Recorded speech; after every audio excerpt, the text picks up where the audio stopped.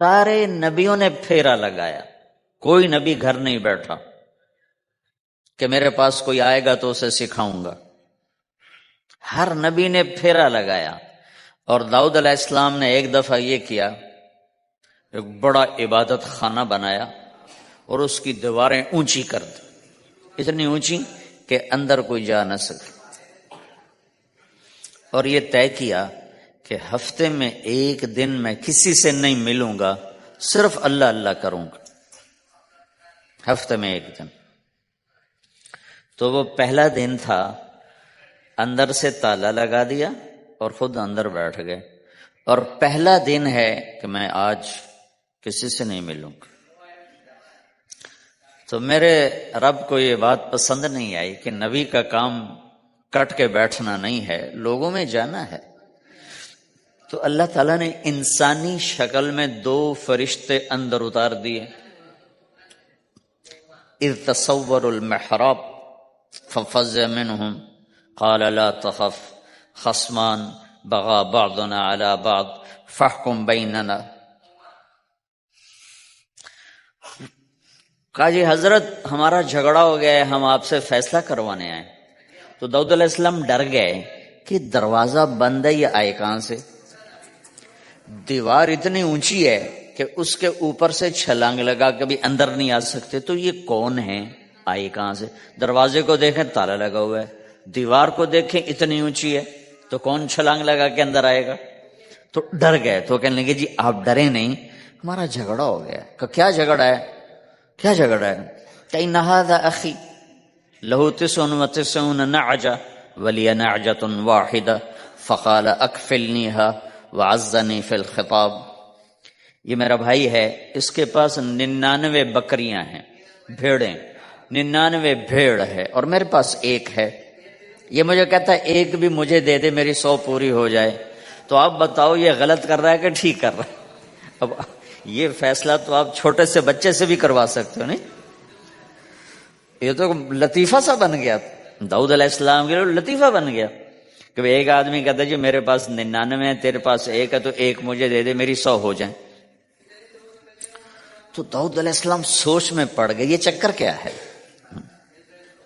تو ایک دم ان کو خیال آیا کہ اوہو، اس تو میرے رب نے مجھے پیغام بھیجا ہے کہ داؤد تجھے بندوں کو دعوت دینے کے لیے بھیجا ہے، مسلح پر بیٹھنے کے لیے نہیں بھیجا۔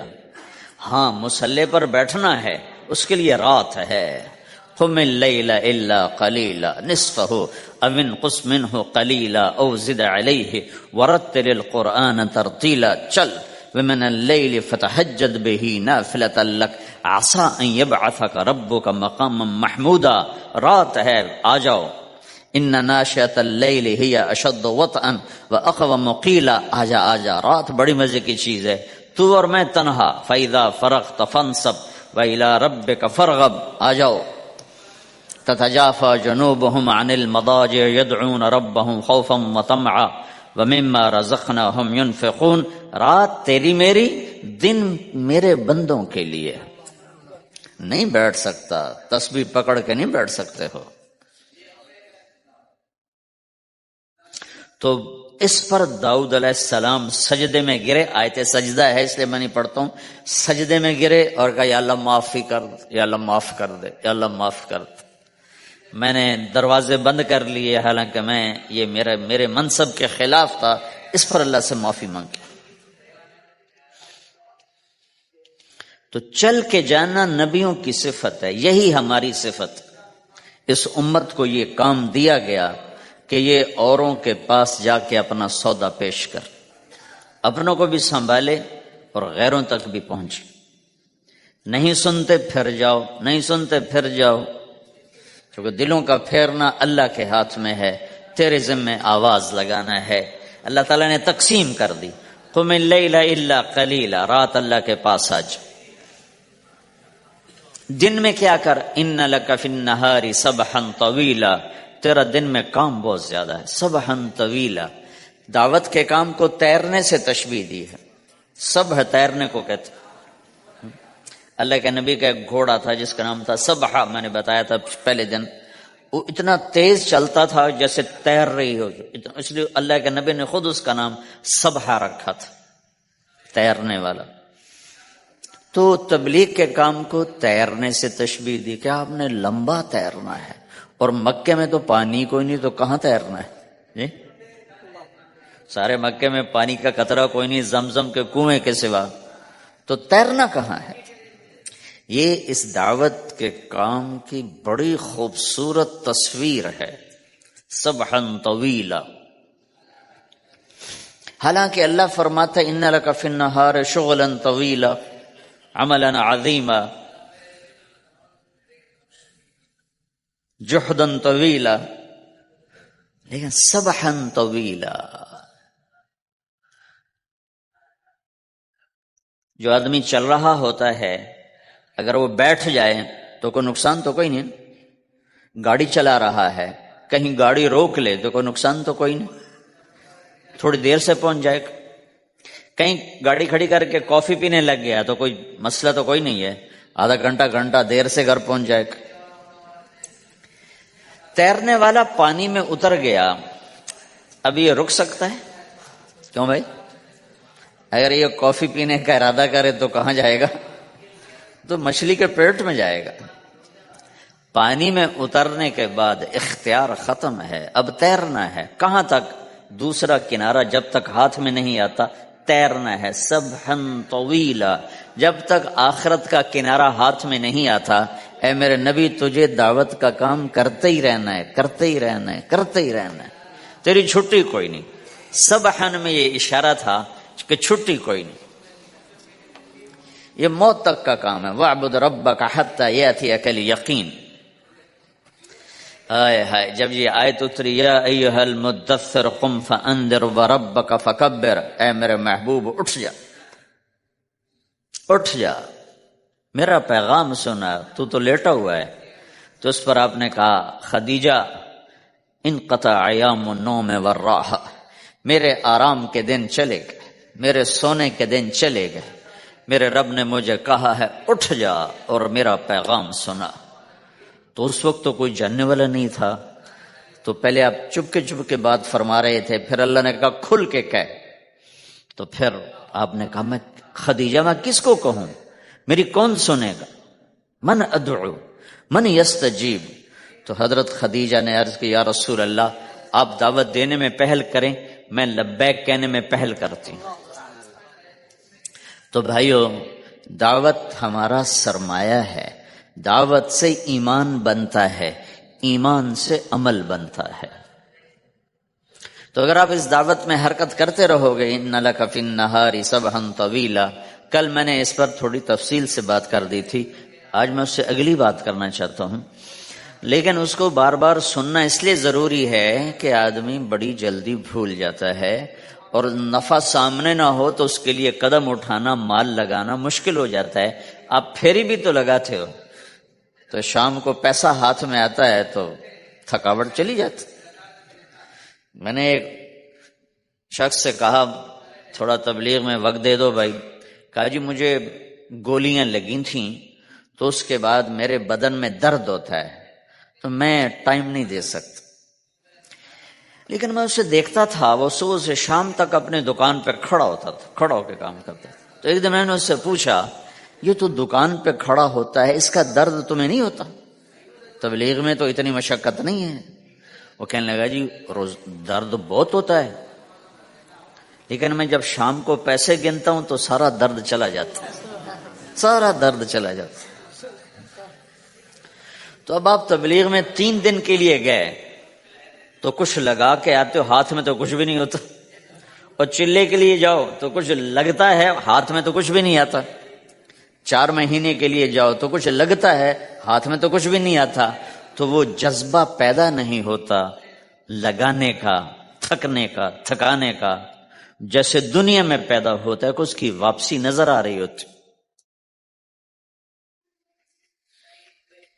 تو اس لیے بار بار ضرورت ہے اس کو سننے اور سنانے کی کہ اللہ نے اس امت کو یہ منصب دیا ہے، کنتم خیر امت اخرجت للناس، تم سب سے بہترین امت ہو، تمہیں نکالا گیا ہے۔ کیا کرتے ہو؟ تأمرون بالمعروف وتنہون عن المنکر وتؤمنون باللہ، بھلائی کی بات کرتے ہو، برائی سے روکتے ہو، صلہ مجھ سے لیتے ہو، تؤمنون باللہ، صلہ مجھ سے لیتے ہو، اللہ پہ ایمان لاتے ہو۔ کل بھی میں نے کہا تھا کہ ہر مسلمان کے ذمہ دعوت ہے، عمل کرے یا نہ کرے۔ آج پھر اس کو دوہرا رہا ہوں کہ عمل کرے یا نہ کرے، اوروں کو دعوت دینا ہر مسلمان کے ذمہ ہے۔ اللہ تعالیٰ نے بنو اسرائیل کے بارے میں کہا میری تم پہ لعنت ہے، لعن الذین کفروا من بنی اسرائیل علی لسان داود و عیسی ابن مریم، اے داود، اے عیسیٰ، ان پر لعنت بھیجو۔ کتنا سخت اللہ کا فرمان ہے۔ اچھا کیوں، کس لیے؟ اللہ نے دو جرم بتائے، ذَلِكَ بِمَا عَصَوْا وَكَانُوا يَعْتَدُونَ، یہ بہت نافرمان ہو چکے ہیں، بہت نافرمان ہو چکے ہیں۔ ایک اس کی وجہ سے ان پر اللہ کی لعنت۔ دوسرا کیا ہے؟ كَانُوا لَا يَتَنَاهُونَ عَن مُنْكَرٍ فَعَلُوهُ، جو گناہ خود کر رہے ہوتے ہیں اس سے اوروں کو نہیں روکتے۔ كَانُوا لَا يَتَنَاهُونَ، نہیں روکتے تھے، عن منکرن، اس گناہ سے، فعلوہ، جسے وہ خود کر رہے ہوتے تھے۔ تو اس سے پتہ چلا کہ اگر کوئی نافرمانی بھی کر رہا ہے تو کسی کو اگر دیکھتا ہے نافرمانی کرتے تو اسے سمجھانا اس کے ذمے ہے۔ یعنی اللہ تعالیٰ نے اللہ یوں کہہ رہا ہے کہ کم وقت خود تو برائی کر رہا تھا تو کسی کو روکتا تو صحیح۔ دونوں ہی کام نہیں کیے، نہ خود چھوڑا نہ کسی اور کو روکا۔ تو بھائیو، حرکت کرتے رہنا، اس حرکت میں بڑی طاقت ہے۔ ساری کائنات حرکت میں، اگر رک جائے تو تباہی۔ زمین حرکت کر رہی ہے، سورج حرکت کر رہا ہے، چاند، ستارے، ہر شے حرکت میں۔ تمہاری زمین 66,000 کلومیٹر فی گھنٹہ کی رفتار سے روزانہ بھاگی جا رہی۔ پتہ چلا کہ پاناما بمے دونوں سمندروں کے 66,000 کلومیٹر فی گھنٹہ کی رفتار سے دوڑا جا رہا ہے۔ تمہارا سورج 6 لاکھ میل 9 لاکھ کلومیٹر فی گھنٹہ کی رفتار سے دوڑتا جا رہا ہے۔ حرکت کے ساتھ زندگی ہے، حرکت ختم ہوگی زندگی ختم ہو جائے گی۔ اب لوگوں نے حرکت کی، اپنے ملکوں کو چھوڑ کر آئے، اللہ نے آپ کو روزگار دے دیا، باعزت روزگار دے دیا۔ تو بھائیو، اللہ کے دین کے لیے حرکت کرتے رہنا، عمل بھی آ جائے گا انشاءاللہ، ایک دن دیکھو گے زندگی بدلے گی۔ ہمارے بزرگ تھے، ساتھی فوت ہو گئے، تو ان کا بیٹا PIA میں کیپٹن تھا، جہاز اڑاتا تھا۔ تو انہوں نے کہا بیٹا نماز پڑھ لیا کر۔ کہا ابا فرصت نہیں ملتی، بہت کام ہوتے۔ کہا اچھا چلو نماز کے وقت ایک آدمی کو دعوت دے دیا کر، 5 نمازیں ہیں، 5 دفعہ دعوت دے دیا کر۔ وہ کہنے لگا میں دعوت دوں؟ خود تو میں پڑھتا نہیں، دوسرے کو کیسے دعوت دوں؟ کہا بیٹا ایک تو میری مان لے، نماز کا انکار کیا ہے تو یہ تو مان لے کہ چلو کسی کو کہہ دیا کر کے بھائی نماز پڑھا کرو۔ کہا چلو یہ تو آسان ہے، میں کہہ دوں گا۔ تو اس نے اپنے ابا کی بات مان لی، ہر نماز پہ 1-2 کو کہہ دیتا بھائی نماز پڑھا کرو۔ اس کے والد فوج میں جرنیل تھے، یہ کیپٹن تھا، دونوں کی ملاقات نہیں ہوئی۔ 6 مہینے بعد باپ بیٹا کی ملاقات ہوئی تو دیکھا تو کپتان صاحب کی داڑھی بھی اور ماتھے پہ محراب بھی۔ انہوں نے کہا بیٹا یہ کیا ہوا؟ کہا آپ نے مجھے پھنسا دیا۔ وہ جب میں لوگوں کو کہتا رہا تو میرے اپنے پر اثر ہونا شروع ہو گیا کہ میں اپنے آپ کو ملامت کرنے لگا کہ اوروں کو تو کہہ رہا ہے، خود تو پڑھتا نہیں۔ کہا اس نے مجھے کھڑا کیا اور میں نماز پہ آیا۔ پھر ایک دن شیو کرنے لگا، شیشے میں کھڑا دیکھ رہا تھا، تو میں نے کہا جب اللہ کو سجدہ کر رہا ہوں تو چہرے پہ نبی کی سنت بھی ہونی چاہیے۔ تو میں نے سیفٹی بھی پھینک دی، میں داڑھی بھی رکھ لی۔ تو تبلیغ کا کام کرتے رہنا، ہم فرشتے نہیں بن سکتے، ایک دفعہ ایک آدمی نے میرے پر بڑی چڑھائی کی، تم تبلیغ والے منافق ہو، کہتے کچھ ہو کرتے کچھ ہو، تمہارے قول اور فعل میں بہت فرق ہے، بہت۔ جب ان کا غصہ اتر گیا تو میں نے ان سے کہا بھائی 100 نمبر تو اللہ نے بھی نہیں مانگے، آپ کیوں مانگتے ہو؟ اللہ نے کہا ہے فمن ثقلت موازینہ، جس کی نیکیاں بڑھ جائیں گی گناہ تھوڑے ہوں گے تو پاس کر دوں گی۔ تو 100 نمبر تو اللہ نے بھی نہیں کہا کہ ایک گناہ تیرے کھاتے میں نہیں ہونا چاہیے، 100/100 نمبر لے گا تو جنت دوں گا، نہیں تو ریپٹ مار کے جہنم میں ڈالوں گا۔ تو 100 نمبر تو اللہ بھی نہیں مانگتا، اسے پتہ ہے میرا بندہ کمزور ہے، کبھی گناہ کرے گا کبھی نیکی کرے گا۔ تو وہ کہتا ہے جس کے پاس 51 نیکیاں ہوئیں اور 50 گناہ ہوئے تولوں گا تو 51 جھک جائیں گے نا، 50 معاف۔ مثال دے رہا ہوں میں، ہمارے علاقے میں ایک زمیندار تھے، وہ ذکر بھی بہت کرتے تھے، گالیاں بھی بہت دیتے، ادھر سبحان اللہ اور تیرے فلانے الحمدللہ کے ساتھ ایک پھکڑ تولتے تھے، ساری زندگی وہ ایسا ہی کرتے رہے۔ جب وہ فوت ہو گئے تو کسی نے ان کو دیکھا تو انہوں نے پوچھا کہ میاں صاحب آپ کے ساتھ کیا ہوا، آپ تو گالیاں بہت دیتے تھے۔ خود ہی انہیں پوچھ رہے آپ تو گالیاں بہت دیتے تھے تو آپ کے ساتھ کیا ہوا؟ کہ اللہ تعالیٰ نے میرے ذکر اور میری گالیوں کو تولا تو میرا ذکر بڑھ گیا تو میری بخشش ہو گئی۔ اللہ نے بھی کاؤنٹنگ رکھی ہے، پرفیکشن مانگی ہی نہیں۔ اگر اللہ پرفیکشن مانگتا تو پھر آپ کہتے تم کرتے کچھ ہو کہتے کچھ ہو۔ اگر میں کہتا صحیح ہوں تو ایک نیکی تو کر رہا ہوں، اور کرتا نہیں ہوں تو ایک گناہ کر رہا ہوں، کیا پتا میرا رب میرے کہنے کے تو فعل میرے نہ کرنے کو معاف کر دے۔ بس ایک صورت میں ہے کام خطرناک کہ اگر میں اس کہنے سننے کو اپنی دنیا بنانے کا ذریعہ بنا لوں پھر خطرناک ہے۔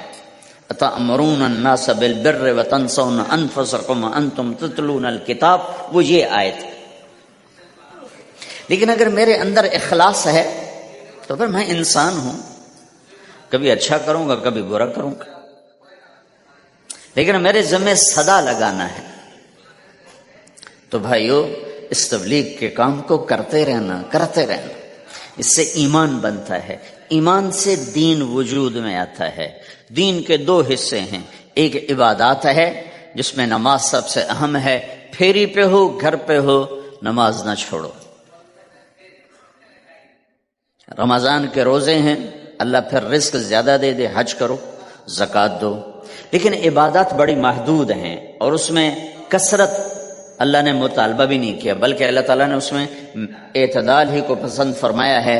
اللہ تعالیٰ نے ہمارے نبی لمبی لمبی نمازیں پڑھتے تھے تو اللہ تعالیٰ نے روک دیا کہ ما انزلنا علیک القرآن لتشقی، میرے نبی میں نے تمہیں قرآن اس لیے نہیں دیا کہ تو لمبی لمبی نمازیں پڑھ کے تھکتا رہے، درمیان نہ چل۔ اللہ کے نبی نے تبلیغ میں زیادہ زور دکھایا تو اللہ نے اس پر بھی کہا فلا تذهب نفسك عليهم حسرات، اتنا غم نہ کیا کر کے تو خود ہی ہلاک ہو جائے، مت نہیں، ایسا نہ کر۔ تو عبادات محدود ہیں اور اس میں اعتدال مطلوب ہے۔ سارا دن مصلی پہ بیٹھنا یہ اللہ نہیں دیکھنا چاہتا، اللہ یہ دیکھنا چاہتا ہے کہ تو باہر جاتا کہ میں دیکھوں کہ اب تو کیا کرتا ہے۔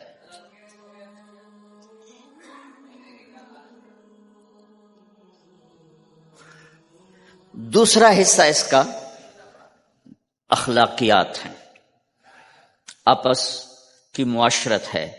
دین جو اثر انداز ہوتا ہے وہ معاشرت سے اثر انداز ہوتا ہے، عبادت سے نہیں،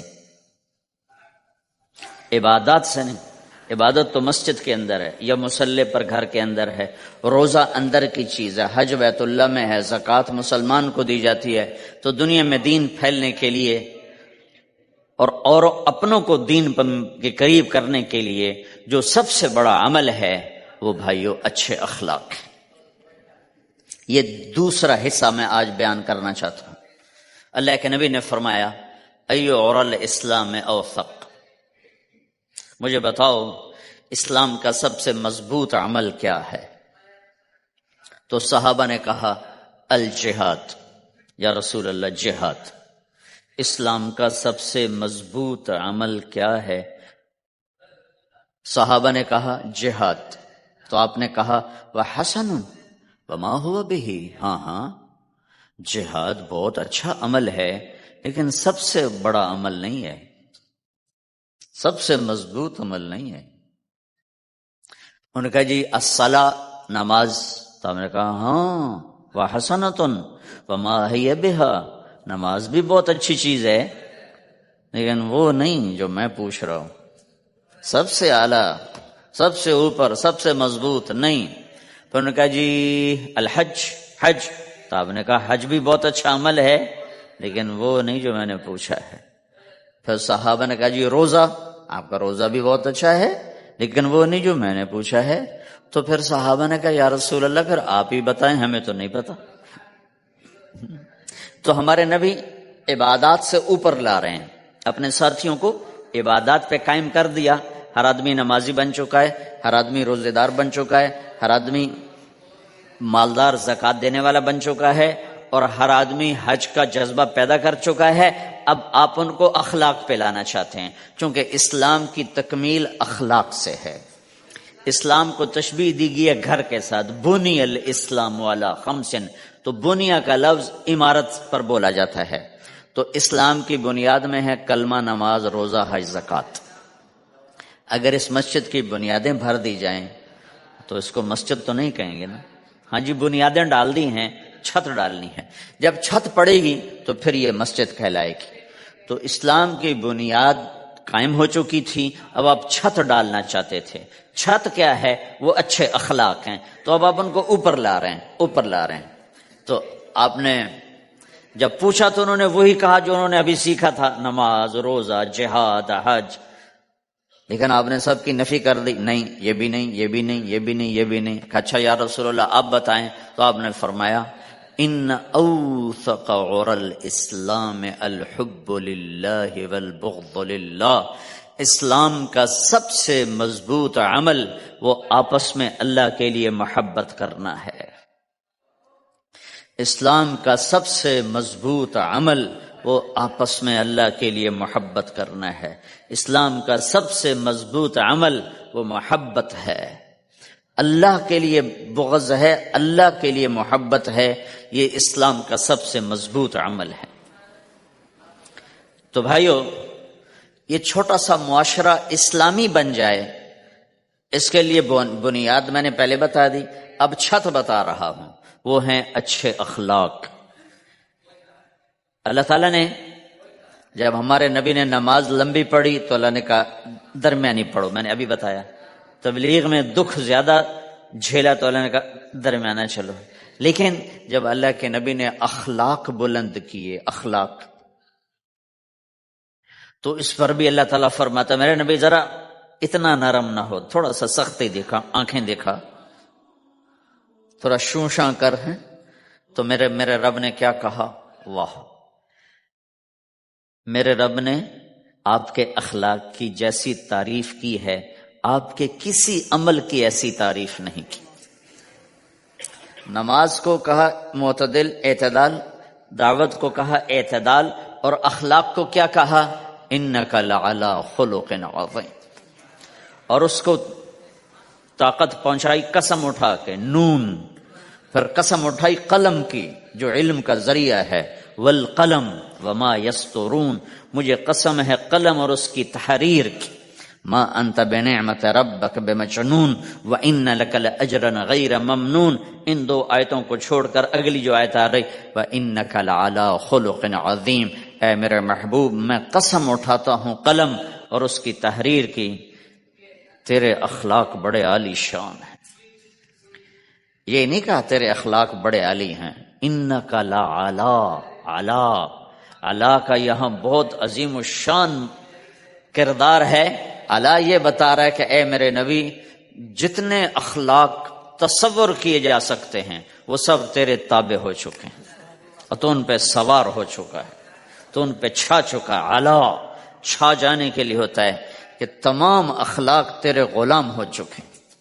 ایک دفعہ آپ نے فرمایا اچھے اخلاق 360 قسم ہیں، 360 قسم، 360 صفات کا مجموعہ اچھے اخلاق۔ کوئی ایک صفت کسی کو مل گئی تو جنت میں چلا جائے گا۔ تو ابو بکر رضی اللہ عنہ سامنے بیٹھے تھے، کہنے لگے یا رسول اللہ افی منہا شیء، ان 360 میں کوئی میرے اندر بھی کچھ ہے؟ تو آپ نے کہا تیرے اندر سارے کا سارا، کوئی کمی کوئی نہیں، پورے۔ یہ آپ نے اور کسی کو نہیں کہا، صرف آپ نے یہ ابو بکر سے فرمایا کہ ابو بکر تیرے اندر پورے اخلاق 360۔ تو بھائیو، آپس کی محبت اور اچھے اخلاق یہ اسلام کا سب سے چوٹی کا سبق ہے، سب سے اعلیٰ درجے کا سبق۔ اب ایک حدیث میں جو حدیث جبریل کہلاتی ہے، وہ انسانی شکل میں آ کر پوچھتے ہیں یا رسول اللہ اسلام کیا ہے؟ تو آپ کہتے ہیں کلمہ، نماز، روزہ، حج، زکوٰۃ، یہ اسلام ہے۔ یہی سوال اب آخری حج کا موقع آ چکا ہے، اب اسلام 9 سال آگے، 10 سال آگے جا چکا ہے اور اس کی شکل مکمل ہو چکی ہے۔ تو عمر بن عبسہ رضی اللہ تعالیٰ عنہ یہ آخری حج کے موقع پر آپ سے ملتے ہیں اور آ کر یہ آپ سے پوچھتے ہیں یا رسول اللہ مل اسلام؟ سوال ایک ہے، مل اسلام۔ شروع میں مدینے کے داخلے کے شروع میں جبریل انسانی شکل میں آتے ہیں اور کہتے ہیں مل اسلام، اسلام کیا ہے؟ تو آپ کہتے ہیں کلمہ، نماز، روزہ، حج، زکوٰۃ۔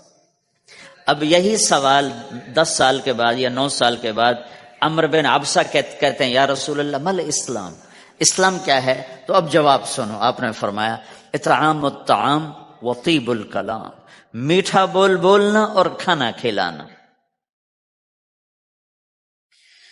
کسی سے میٹھا بول بولنا کتنا عظیم ہے میرے نبی کی، میرے اللہ کی بارگاہ میں، کہ آپ نے فرمایا ابتسامک فی وجہ اخیک صدقہ، تو اگر کسی مسلمان کو ہنس کے مل لے تو یہ بھی تیرے لیے صدقے کا ثواب ہے، صدقہ لکھا جائے گا۔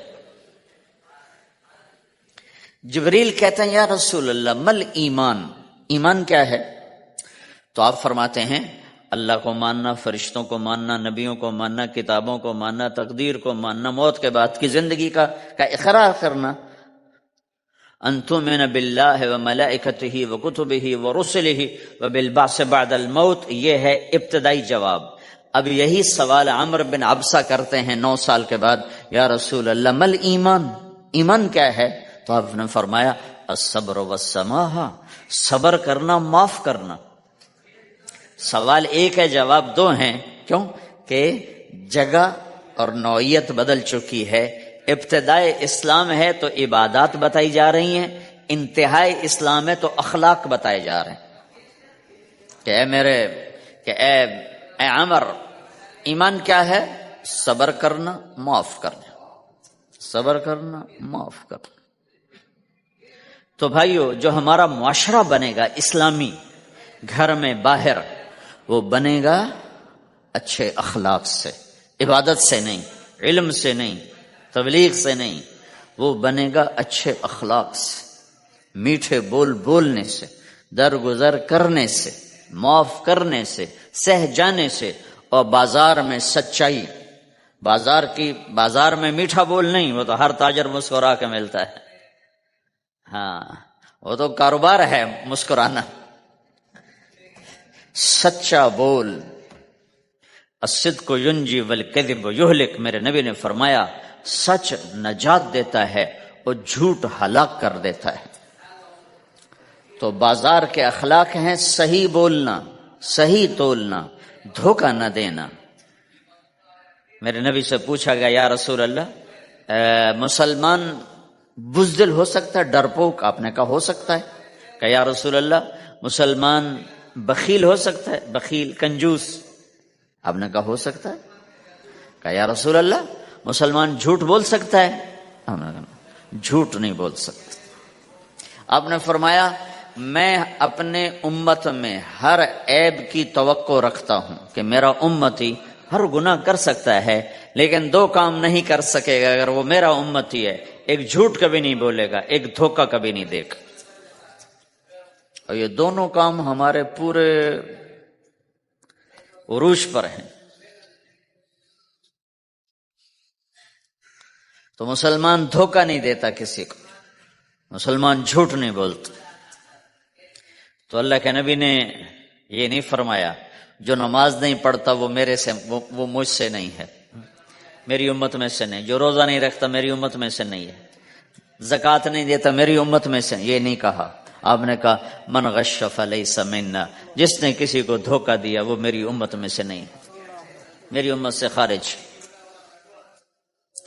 تو آپ کی تجارت پاناما میں ایسی تجارت ہو کہ وہ اسلام کا بولتا ثبوت بن جائے، آپ کی جاب ہے تو ایسی ہو کہ اسلام کی پورا انڈونیشیا جو مسلمان ہوا ہے، مسلمان تاجروں کی تجارت سے مسلمان ہوا، ملائیشیا، انڈونیشیا، فلپائن، ان علاقوں میں جتنا اسلام پھیلا ہے یہ تاجروں کی محنت سے پھیلا ہے۔ کہاں کے تاجر؟ یمن کے عرب تاجر، ان کے عالی اخلاق، ان کا سچا بول، ان کا صحیح ترازو، اس نے لوگوں کے قلوب کو پھیر دیا کہ یہ پیسے کے غلام نہیں ہیں۔ تو ہماری تجارت اس لیے نہیں کہ ہم پیسہ بنائیں، ہماری تجارت اس لیے کہ ہم تجارت میں اللہ کے احکام زندہ کریں، جس میں سب سے بڑا حکم سچ بولنا ہے اور دھوکے سے بچنا ہے، اور غلط کاروبار سے، غلط کام سے بچنا ہے۔ صرف ہم پیسہ نہیں کماتے، ہم اللہ کا امر دیکھتے ہیں کہ اگر میرے اللہ کے حکم کے مطابق ہے تو ٹھیک، اگر اس کے مطابق ہم چھوڑ دیں۔ تو بھائیو اپنی پہچان کرواؤ سچائی کے ساتھ، دیانت کے ساتھ، دھوکے سے بچتے ہوئے۔ ایک تاجر مجھے بڑے فخر سے بتا رہا، فیصل آباد کی بات، کہ جی میں صبح صبح قرآن پڑھ رہا تھا، دکان پہ بیٹھا ہوا، کپڑے کا تاجر، تو ایک گاہک آ گیا، کہا جی آپ قرآن پڑھ رہے ہو، بھلے آدمی لگتے ہو، تو میں نے بیٹی کے جہیز کے لیے کپڑا خریدنا ہے، تو میں نے کہا آپ سے خرید لیتا ہوں۔ تو وہ پھر ہنس کے کہنا جی میں نے 16 روپے میٹر والا کپڑا 48 روپے میٹر میں بیچ دیا۔ میں نے کہا واہ بھائی واہ، قرآن کی قیمت بڑی تھوڑی لگائی تو۔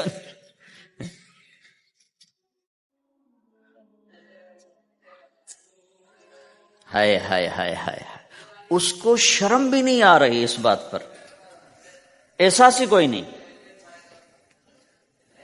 کہ اس نے قرآن پڑھتے دیکھ کر اعتماد کیا اور اس نے قرآن سے ہی اس کو دھوکہ دیا۔ تو پورے بازار میں 16 روپے گز ہے وہ کپڑا، وہ 48 روپے اس کو بیچ رہا ہے۔ اگر اپنے نبی کی بات سنو، آپ نے کہا سچا تاجر قیامت کے دن نبیوں کے ساتھ کھڑا کیا جائے گا۔ کیوں؟ کہ ہر موقع پہ جھوٹ بولا جا سکتا ہے، پروفٹ کمایا جا سکتا ہے، دھوکہ دیا جا سکتا ہے، فراڈ کیا جا سکتا ہے، اور اس سے بچتا ہے بچتا ہے بچتا ہے بچتا ہے، نہ اپنوں کو دھوکہ دیتا ہے نہ غیروں کو دھوکہ دیتا ہے۔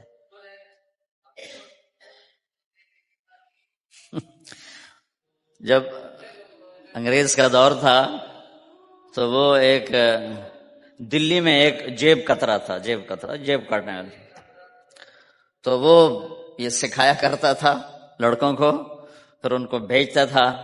تو اس کا ایک چیلا شام کو صرف 2 روپے لے کر آیا، 2 روپے لے کر۔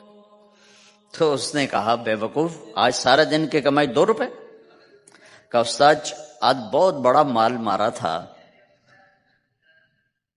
لیکن میں نے دیکھا تو وہ ایک گورا تھا، انگریز تھا، تو مجھے خیال آیا اگر قیامت کے دن عیسیٰ علیہ السلام نے میرے نبی کو گلہ دے دیا کہ تیرے امتی نے میرے امتی کی جیب کاٹی تھی، تو میں اپنے نبی کو کیا جواب دوں گا؟ تو میں نے جا کر اس کو واپس کر دیا، ابھی اپنے کے کھسکا کے لایا ہوں 2 روپے۔ تو پچھلے زمانے کے تو چور بھی ایسے خوددار ہوتے تھے، اب تو نمازی ایسے غیرت کہاں پھینک کے آ گئے ہیں، ماتھے پہ محراب ہوتا ہے اور دھوکے میں سب سے اول ہوتا ہے۔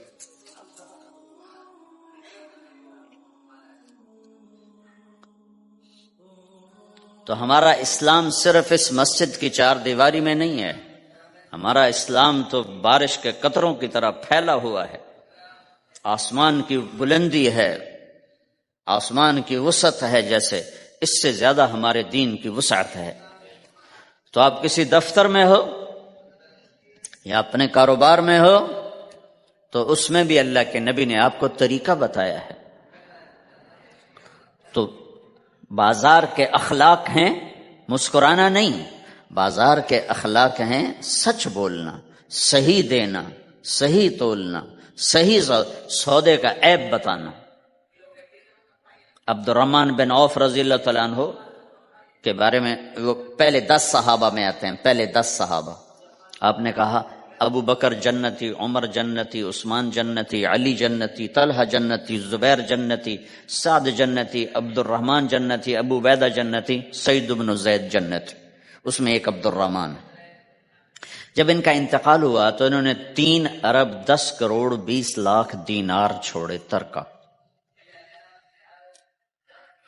ہمیں تو بڑا بیوقوف بنایا گیا، کاغذ کو کرنسی بنا کے دے دیا۔ کاغذ، کرنسی تو سونا ہوتا ہے جی، کرنسی تو سونے اور چاندی کو کہتے ہیں، کاغذ کے ٹکڑے کو تو کرنسی نہیں کہتے۔ اور اب کرنسی بھی لے کر وہ کارڈ پکڑا دیے، جیب بھی خالی، اب کرنسی بھی کاغذ بھی کوئی نہیں، خالی کارڈ۔ اس کو کیا کہتے ہیں کارڈ کو؟ Credit card, credit card. وہ ساری دنیا کو بیوقوف بنائے ہوئے،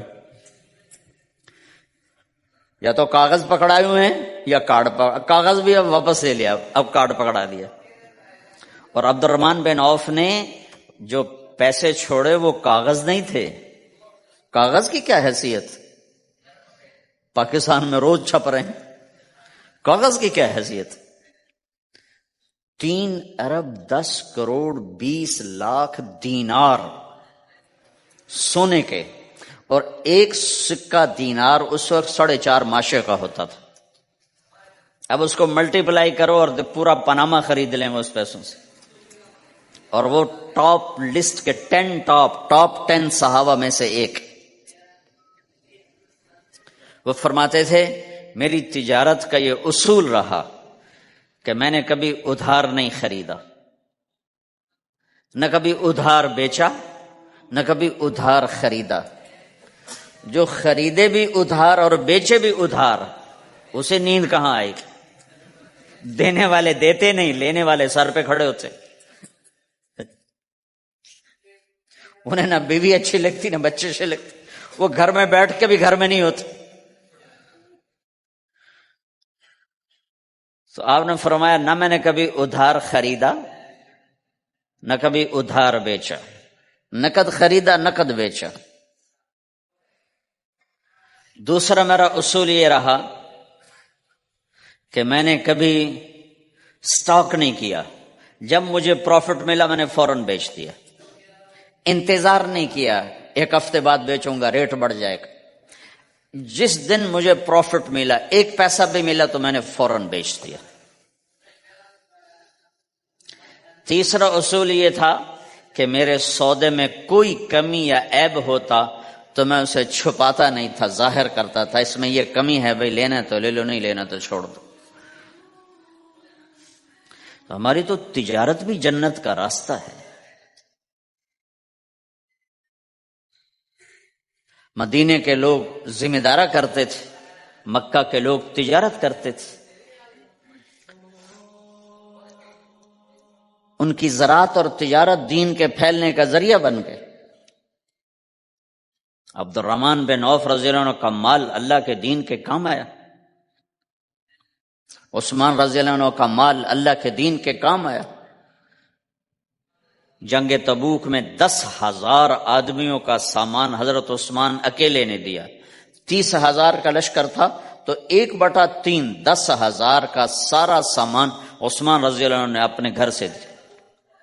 اور وہ پیسے دینار لا کے پیش کیے نا، تو اللہ کے نبی وہ دینار لے کر یوں کر رہے تھے، ایسے ایسے، اور کر رہے تھے ما علی عثمان اللہ یعمل بعد عثمان، آج کے بعد تو کچھ نہ کر، جنت واجب ہو گئی تیرے پہ۔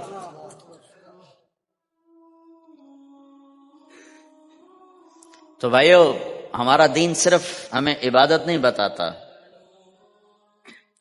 بازار کی زندگی بتاتا ہے کہ مسلمان بازار میں کیسے ہوتا ہے۔ کسی کے ہاں ملازم ہے تو اس کی نوکری کیسی ہوتی ہے، اس کی دیانت کیسی ہوتی ہے، اس کا بول کیسا ہوتا ہے. وہ پیسے پہ قربان نہیں ہوتا، وہ پیسے کو ایمان پہ قربان کرتا ہے. تو آپ کی تجارت بھی دین کے پھیلنے کا ذریعہ بنے گی.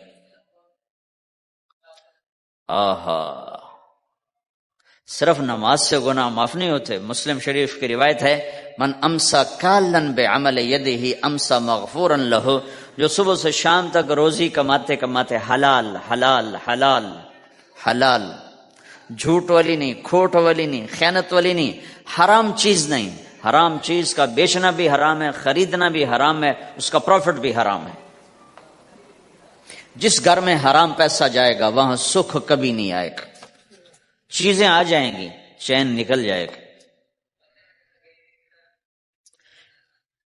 1960 کی دہائی میں ایک پاکستان کا افسر تھا، اس نے 1960 میں لوگوں کے پاس 100 روپے مشکل سے ہوتے تھے، اس نے اس زمانے میں کروڑوں روپے جمع کیے رشوت سے. بہت بڑی پوسٹ پر تھے.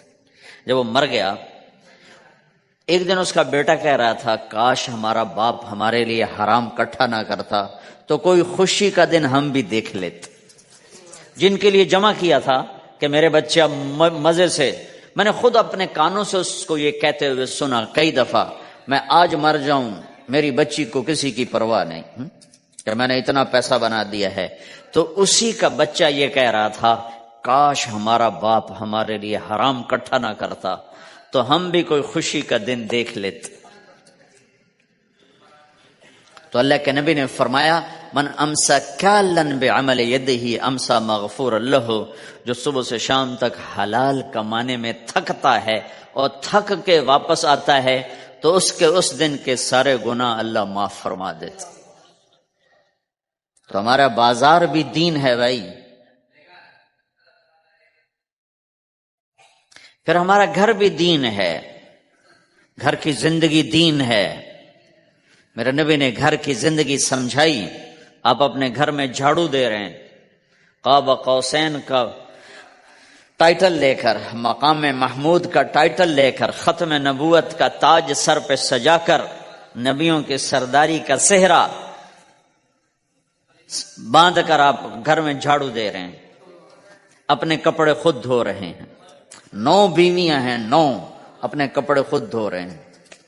کوئی پھٹ گیا ہے خود سی رہے ہیں، جوتا پھٹ گیا خود ٹھیک کر رہے ہیں. حضرت عائشہ رضی اللہ عنہا کو آٹا گوندنا نہیں آتا تھا، چھوٹی عمر تھی نا، تو ان کو آٹا گوند کے دیتے تھے. جب تک ان کو آٹا گوندنا نہیں آیا ان کو آٹا گوند کے دیتے تھے. ہمیں تو گھر کی زندگی بھی سمجھائی گئی ہے، اور ہمیں بتایا گیا کہ تو اب اپنی بیوی کے منہ میں لقمہ ڈالتا ہے تو یہ بھی تیرے لیے صدقہ ہے. سب سے بہترین صدقہ وہ ہے جو تم اپنے بچوں پر خرچ کرو. پھر دنیا دکھوں کا گھر ہے تو میں قربان جاؤں اپنے نبی پر. آگے آنے والے سارے زمانوں کو دیکھ کر بیان فرما گئے، بتا گئے، اور نے فرمایا مجھے بتاؤ جہاد میں خرچ کرنے سے بھی بہتر خرچ کون سا ہے؟ جہاد میں خرچ کرنا تو سب سے بہتر شمار ہوتا ہے. آپ نے کہا مجھے بتاؤ جہاد میں خرچ کرنے سے بھی بہتر کون سا خرچ ہے؟ تو صحابہ نے کہا جی ہم تو نہیں جانتے، ہم تو اسی کو سب سے بہتر جانتے ہیں. ہم کہا نہیں، اولاد کا ماں باپ پہ خرچ کرنا جہاد میں خرچ کرنے سے بھی بہتر ہے. یہ کیوں فرمایا؟ کہ آگے نظر آ رہا تھا کہ اولاد نافرمان نکلے گی. لاکھوں بچوں میں سے کوئی ایک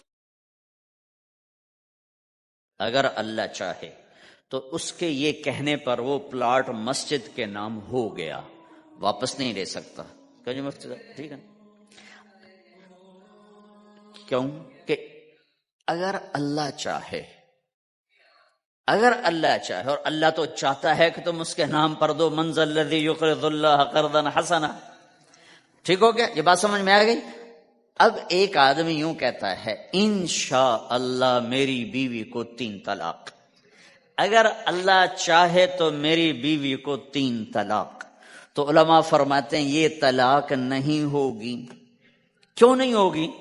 اس لیے کہ اس نے کہا ہے اگر اللہ چاہے تو میری بیوی کو 3 طلاق، اور اللہ چاہتا ہی نہیں کوئی اپنی بیوی کو طلاق دے، لہذا یہ طلاق نہیں ہوگی۔ ہزاروں دفعہ کہہ دے انشاءاللہ ساتھ لگا ہوا ہو، نہیں ہوگی، کیونکہ اللہ چاہتا ہی نہیں تم طلاق دو۔ اللہ گھر آباد، سینکڑوں آیات ہیں گھر کو آباد کرنے کے لیے۔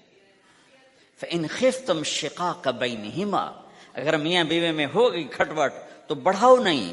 کیا مصیبت ہے کہ کچھ ادھر سے بڑھانا لگ جاتے ہیں، کچھ ادھر سے بڑھانا شروع کر دیتے ہیں۔ فَبَعْثُوا حَكَمًا مِّنْ أَهْلِهِ وَحَكَمًا مِّنْ أَهْلِهَا، تو طلاق دینے میں جلدی نہ کرو، جلدی نہ کرو۔ صلح صفائی کے لیے ایک آدمی بچی کی طرف سے آئے، ایک آدمی بچے کی طرف سے آئے، اور دونوں میں صلح صفائی کی کوشش کرو۔ یا ایھا النبی اذا طلقتم النساء، اے میرے نبی جب تم طلاق دینا چاہو تو یا ایھا النبی یہاں یہ اس لیے آیا ہے کہ اللہ تعالیٰ کہہ رہا ہے اے ایمان والو، میں یہ نبی اپنا سفارشی بنا کے تمہارے سامنے پیش کرتا ہوں، طلاق نہ دیا کرو، نہ دیا کرو۔ یہ ہے یا ایھا النبی سے ایک دم ایمان والوں کی طرف منتقل ہونے کا فلسفہ کہ دیکھو میں اپنا نبی تمہارے لیے سفارشی بناتا ہوں کہ طلاق نہ دیا کرو۔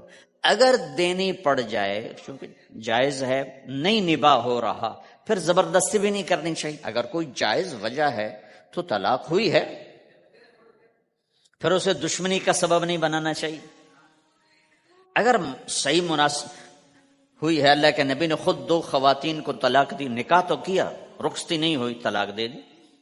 اللہ کے نبی کی بیٹیوں کو طلاق پڑی، حضرت ام کلثوم، حضرت رقیہ رضی اللہ عنہ دونوں کو طلاق دی گئی، ابو لہب کے بیٹوں نے طلاق دی۔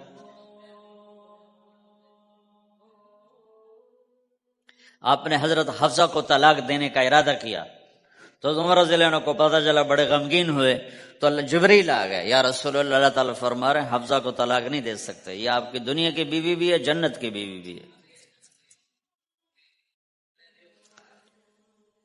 کہ عمر کے دل شکنی ہو رہی ہے۔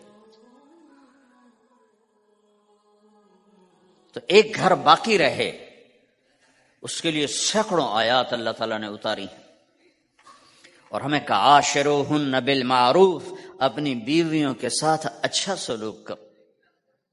ہمیں خطاب، چونکہ مرد کسی کی بچی کو لے کے آتا ہے، لڑکا کسی کی بچی کو لے کے آتا ہے، اور وہ بچی ماں چھوڑتی، باپ چھوڑتی ہے، بھائی چھوڑتی ہے، بہنیں چھوڑتی ہے، سہیلیاں چھوڑتی ہے، سب کو چھوڑتی ہے، اور تیسرے دن اس کو تانے شروع ہو جاتے ہیں، اس کا تو دل ہی نہیں لگتا۔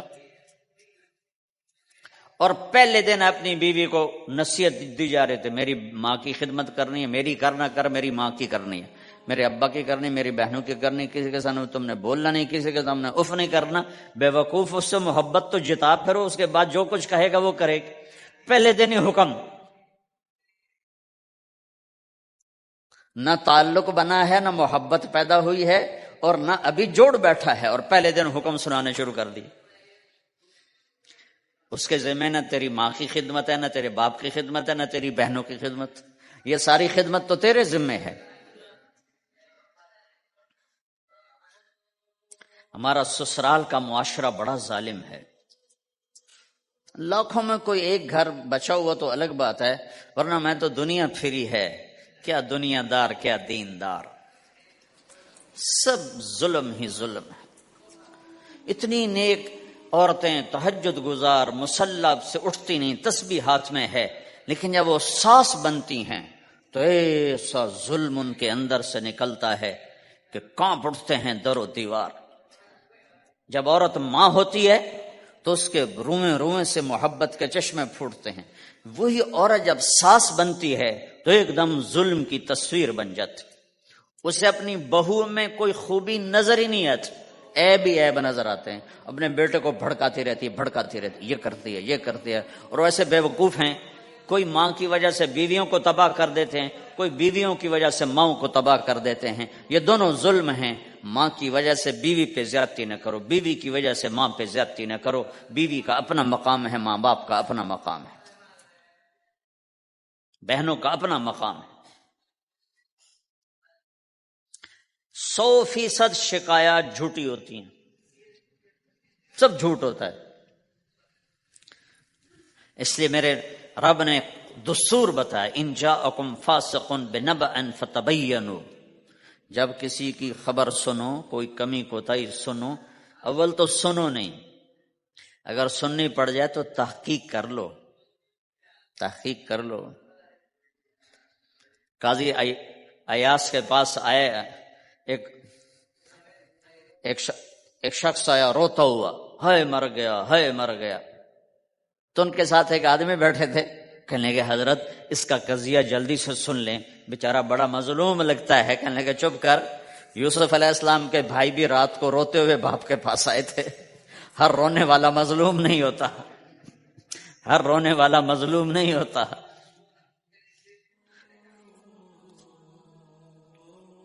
اپنے گھروں کی فضا بناؤ، کمی سنو ہی نہیں۔ تمہاری بیوی ماں کی کمی بتانے لگے، کہنا مجھے نہ بتاؤ، تیری بڑی مہربانی۔ تمہاری ماں تمہاری بیوی کی کمی بتانے لگے، کہ اماں مجھے نہ بتاؤ، تیری بڑی مہربانی۔